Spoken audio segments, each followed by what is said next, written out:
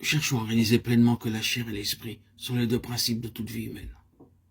La plupart des chrétiens obéissent tantôt à l'un, tantôt à l'autre, tandis que la volonté de Dieu est que nous ne marchons plus du tout, plus un seul instant selon la chair, mais que nous marchons uniquement selon l'esprit.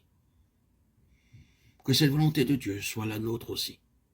C'est pour cela que le Saint-Esprit nous a été donné. Veuille notre Dieu nous faire voir que le Saint-Esprit peut nous affranchir entièrement de la vie de la chair et nous faire vivre par sa présence en nous d'une vie toute nouvelle, de la vie de Christ qui est notre vie. Alors nous pourrons dire, je vis non plus moi-même, mais Christ vit en moi. Galates 2:20.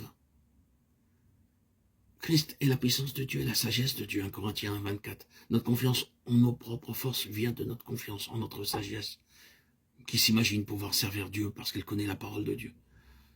Cette sagesse humaine qui se saisit de la parole de Dieu est le plus grand danger qui puisse menacer l'Église. Car c'est par ce subtil artifice que le croyant se laisse entraîner à continuer par l'effort de la chair ce qu'il avait commencé par l'esprit. Pour nous préserver de ce danger, nous devons recourir au Saint-Esprit, vouloir qu'il nous enseigne à avoir une sainte terreur de marcher selon la chair, obéir avec docilité de l'obéissance à laquelle Christ promet l'Esprit, et croire que la puissance de l'Esprit nous fera vivre d'une vie divine. Voilà ce qui nous mettra à l'abri de tout péril. L'Épître aux Galates doit enseigner à l'Église que la justification par la foi n'est que le premier pas dans la vie chrétienne, et qu'ensuite il faut marcher par l'Esprit.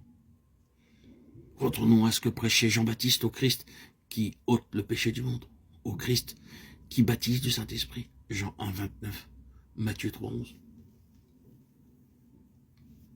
Pourquoi s'en tient-on généralement à croire que Jésus ôte le péché du monde, Jean 1:29, sans croire aussi qu'il baptise du Saint-Esprit? Les prophètes et les apôtres, au contraire, insistent sur le don de l'Esprit, qui est la source de toute vie nouvelle, de toute disposition nouvelle, et qu'il est nécessaire de recevoir pour pouvoir obéir au commandement de Dieu.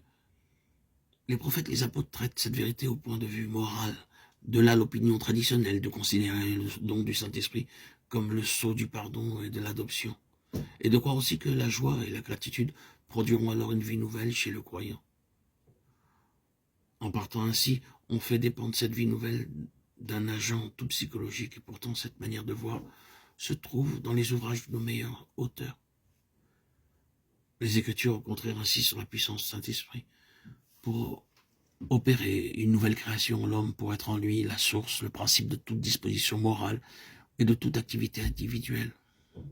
Romains 8:2. Christ, portant les péchés, ne fait que préparer la voie à l'entrée du Saint-Esprit. Jean 7:39. La rémission des péchés est sans doute la base de la doctrine chrétienne, mais non toute la doctrine chrétienne.